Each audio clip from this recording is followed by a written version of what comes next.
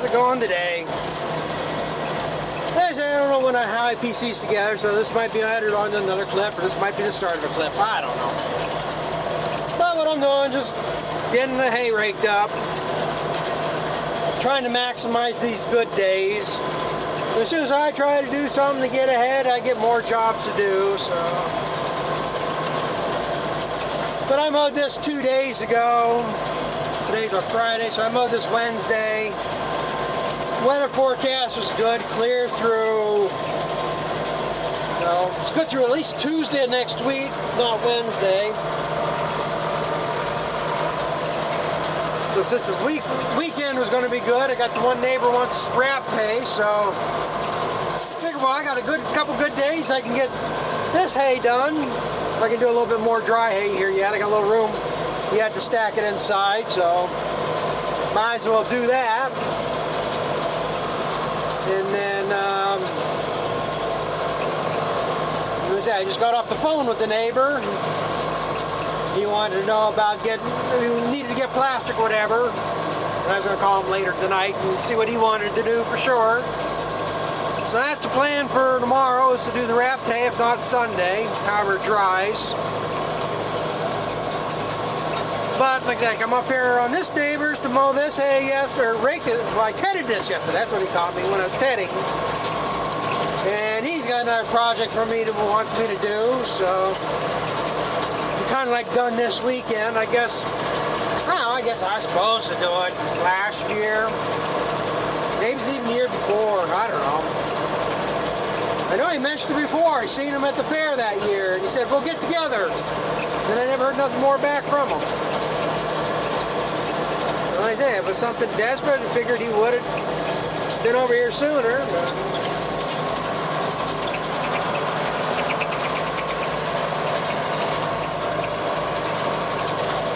But that strip over there, where all the goldenrod is, he wants disked up.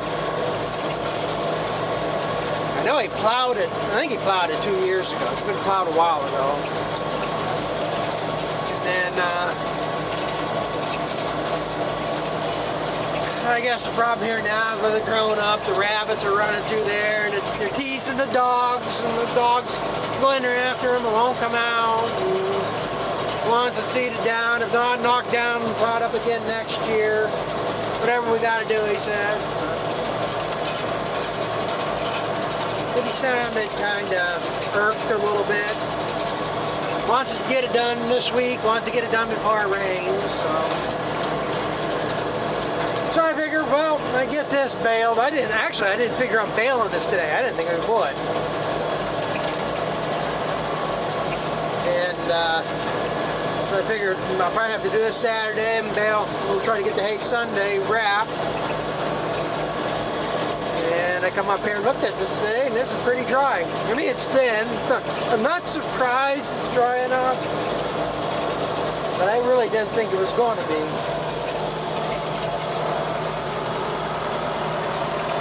This is some of the thinnest hay I've baled here in the last 2 years.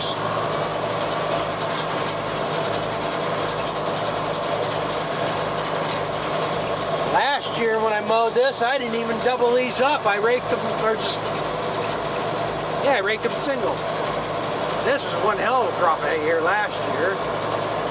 And this year, I'm raking these into triples. And it's still a fairly small windrow.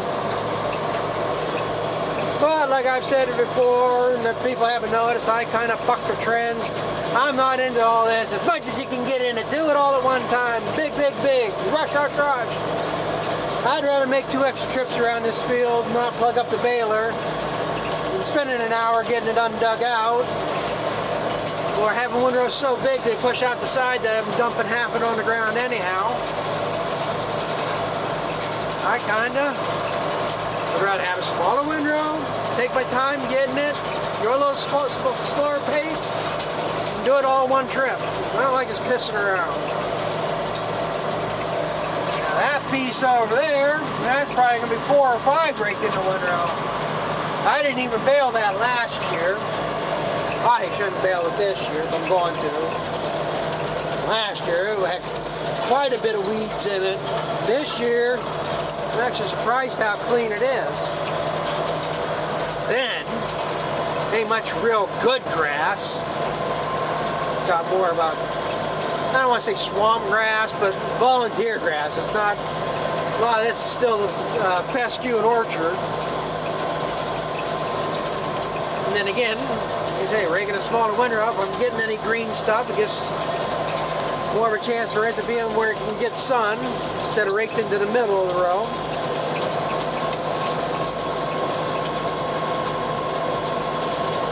So that's all I'm doing here right now. I'm just running in circles doing this.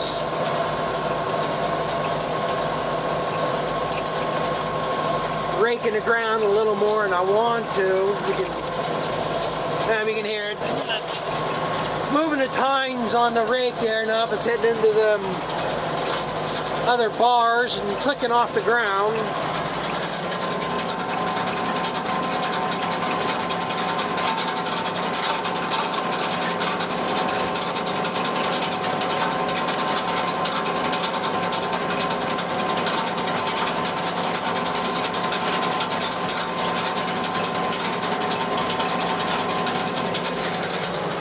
But as thin as it is, it's gonna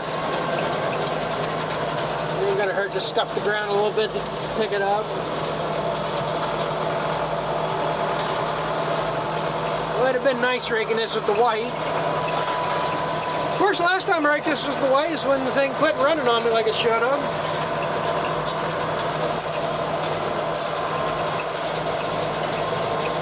I still haven't figured it. I haven't done much else on that. Looked around again, I still can't find the service ground. I'm almost certain I have one. And then I said, well, hell, I'll just go buy another one. They ain't that much. Found one on eBay they want $82 for. Well, I ain't spending $82 on it. Then I found another company online that sells manuals. They had it for $19.99. I'm fine, I'll pay 20 bucks for one. It gave you the option of a hard copy or electronically sent PDF. But with the hard copy, you get a free copy of the electronic PDF. Well, once you clicked on the hard copy, it switched the price to $52.99. They didn't have the PDF highlighted for the $19.99. Both boxes were unchecked. But as soon as you check on the hard copy one, they changed $52.99. Then you get a free copy of the $19.99 PDF.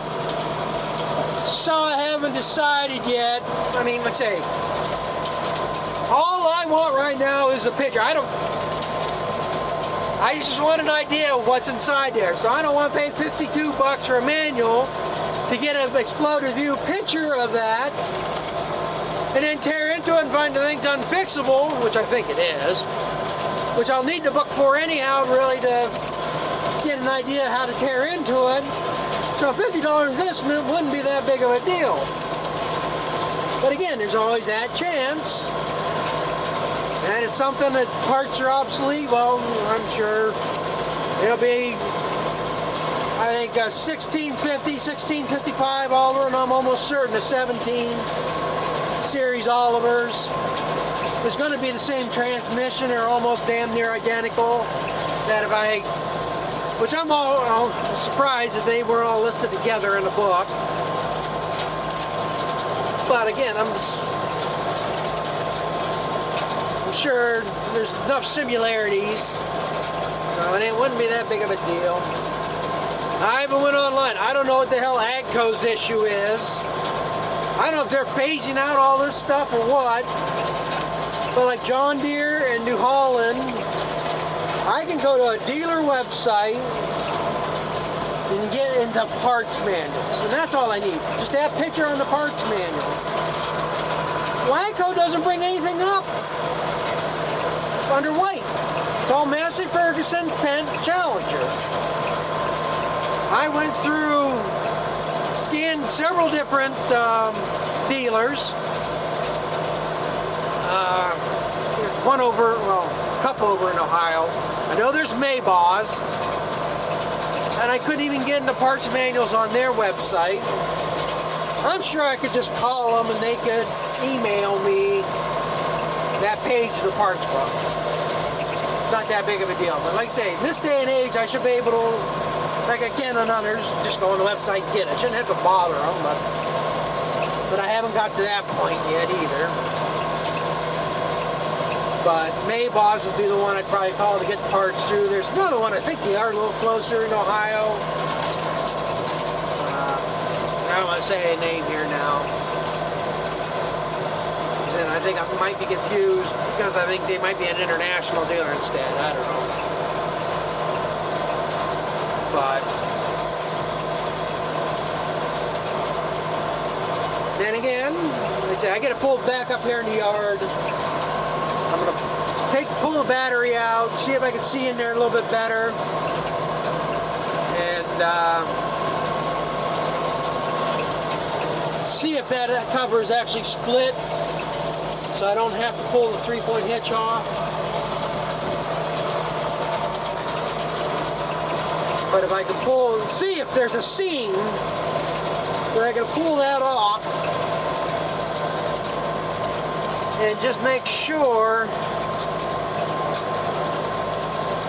there's a separate cover up front. If that's the case, I'll tear into it. All I gotta do is pull the gear shift lever out, which is no big deal. I've had that out several times.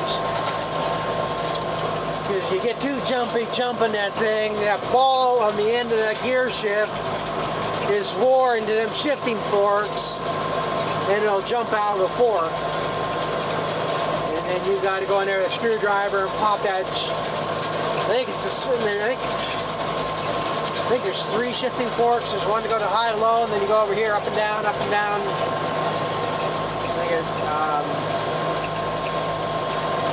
So like I said, I think you got to go in there. I think it's the center one I usually got to dick with. I've had to do it 2 or 3 times.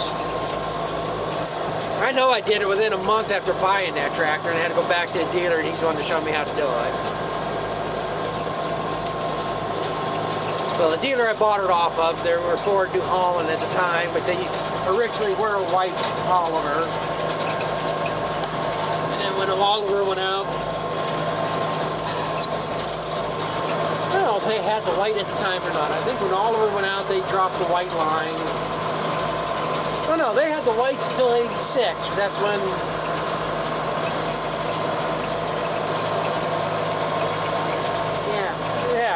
by '86, Ford had bought New Holland, and the dealer in the area that was Ford Tractors was also a Ford car dealer.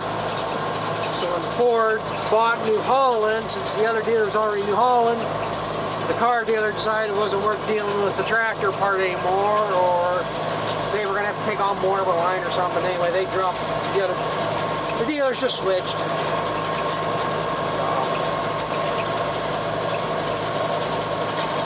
You know, I'm going to finish this up, so maybe I can get some video of Baleing. I got to go talk to that neighbor over there,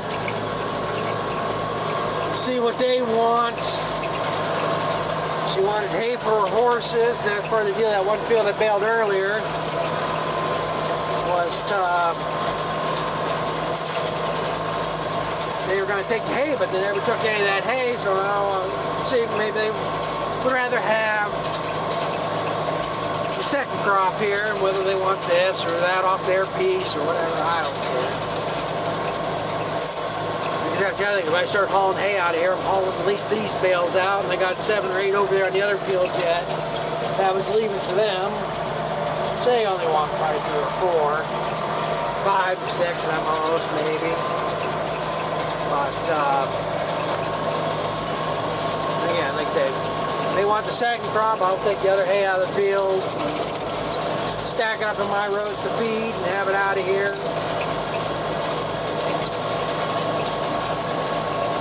So we'll see. It's like I said, it's a whole lot of nothing today. Same old, same old. So we'll be back when something else goes on. I just might have got really lucky here. And you can see that. I can't tell what's showing up there or not. I'm smoking. I just come back from checking my hay. I just got here and I stopped, shut it off. And I thought I could smell something, didn't pay much attention to it.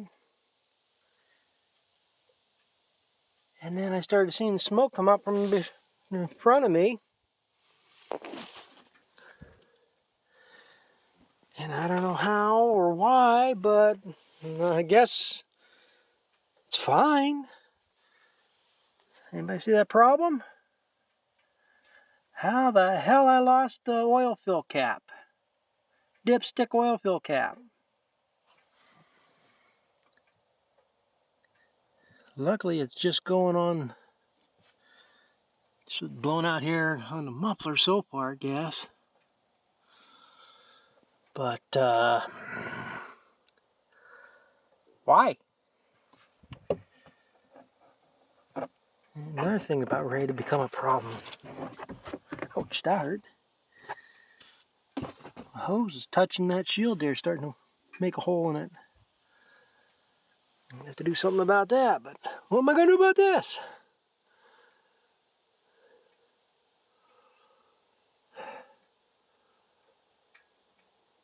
If it just happened here, maybe it's up there on the road or something.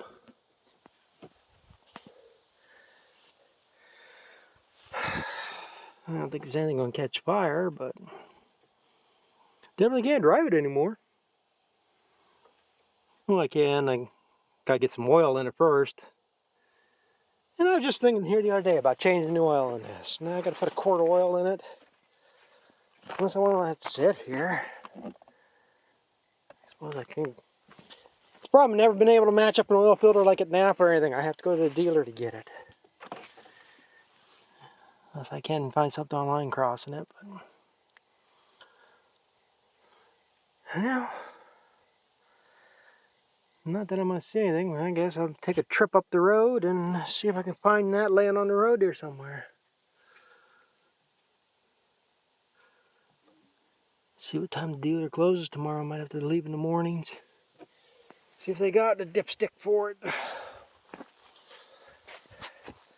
Yep.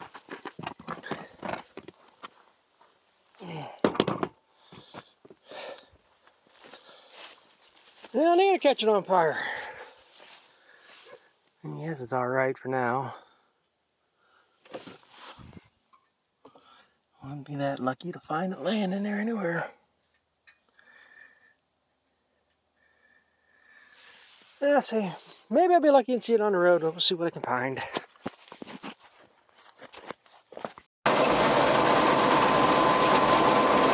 Well, get out here, getting it baled. So far, this has been going good.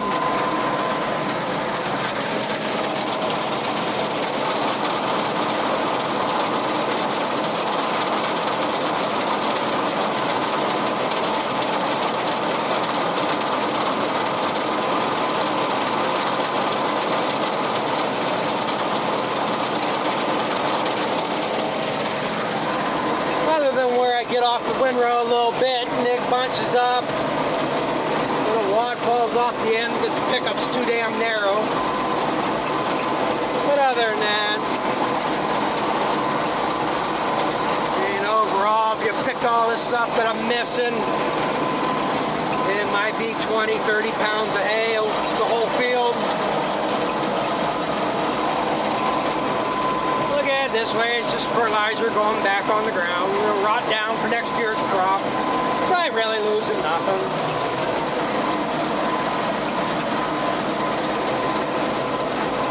But hopefully this goes better than my four-wheeler.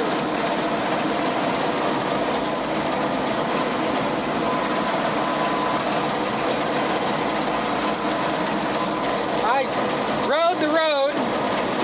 Thing is, I can see oil drops on the road, the whole, figure, alright, I'll follow them. At some point they'll stop, and I might be able to see it.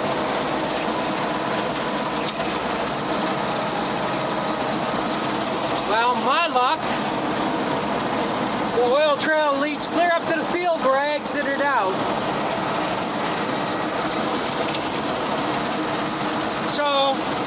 I figured, all right, I lost it somewhere here in the field. I ain't gonna find it. Well, when I came up here to Bale, where I went into the field at, I swear I saw oil on the road. So, again, the chance I'm gonna find it anyhow is slim. But that's all the problem is. I lost that. It ain't that big of a deal.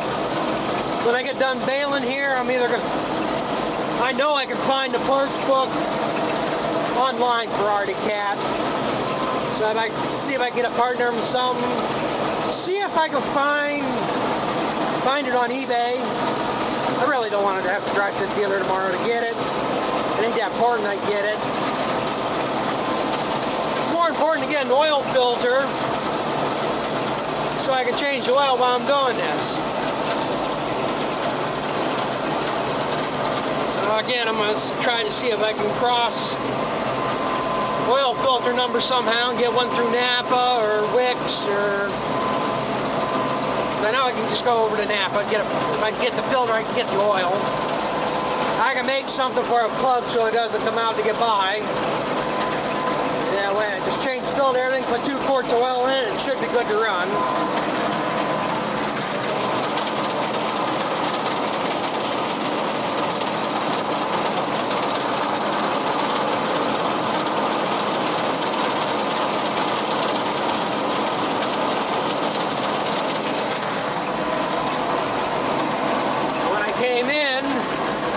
Came in over there off the road, and I drove around up in here somewhere, checked the hay, and I went out that corner through the gas well driveway.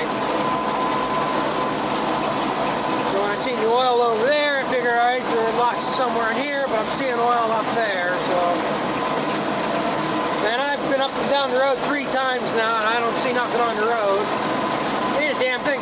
Damn thing ain't any more than what it used to be for a push lawnmower. I mean, it's only about that long at the most, just a little plastic cap, thumb tabs on it.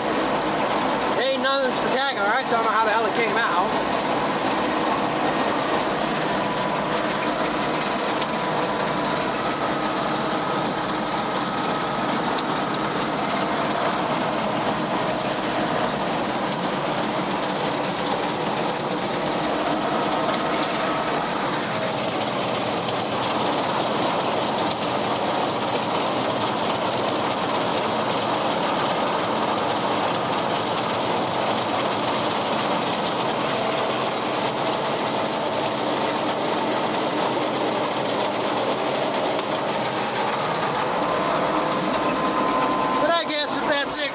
My problems.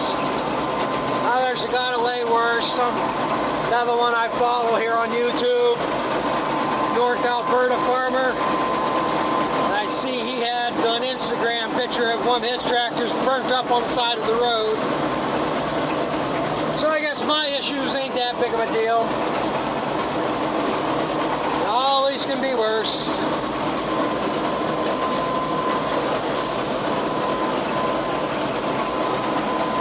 Like every year, some YouTubers' equipment burns up. Seen combines burned, other tractors burned. Well, losing a dipstick ain't the end of the world. Just makes a mess out of everything. And like I said, right now, I'm gonna have to sit till I figure out something. But I guess we got 2, 4, 6 more windrows. 1, 2, 3, 4, 5, 6, 7. Working on bale number 8 right here. And that small part up there, I thought I was only going to get 2 bales, and I got 4.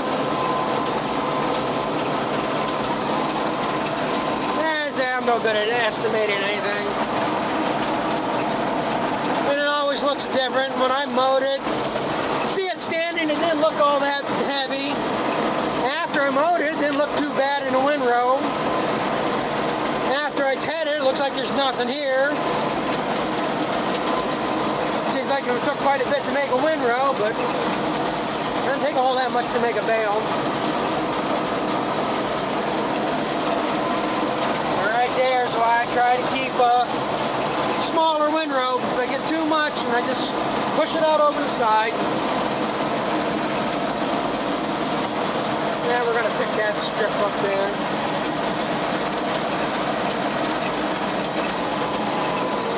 Since I'm this close, got enough to tie a bale.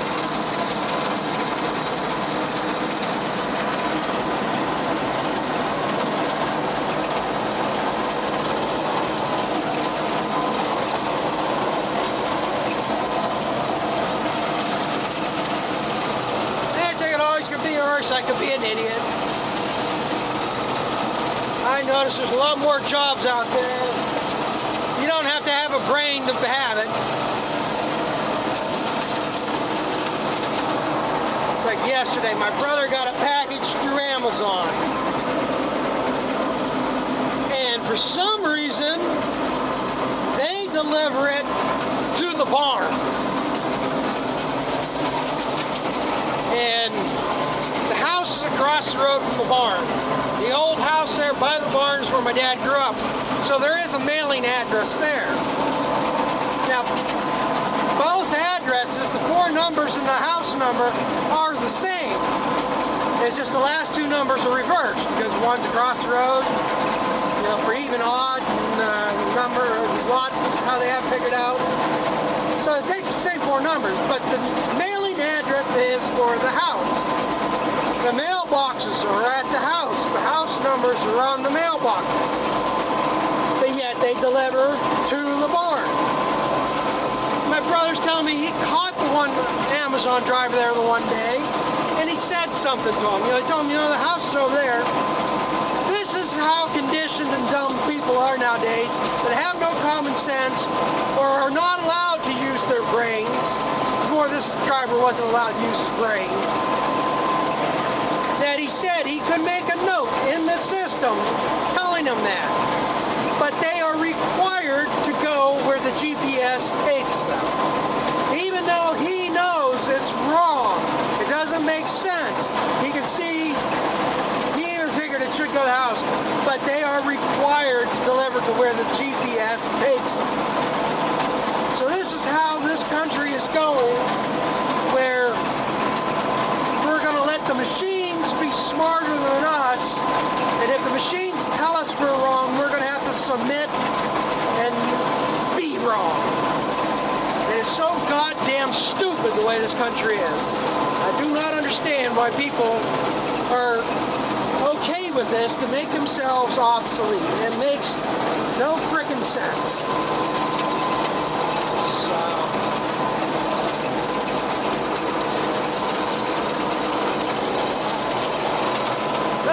I shouldn't have ranted on about that either, but I'm going to finish this up so I can be done with it tonight, and then tomorrow, I don't know what I can do video-wise, but we're going to be making some wrap hay. So, thanks for watching, and we'll catch up with you later.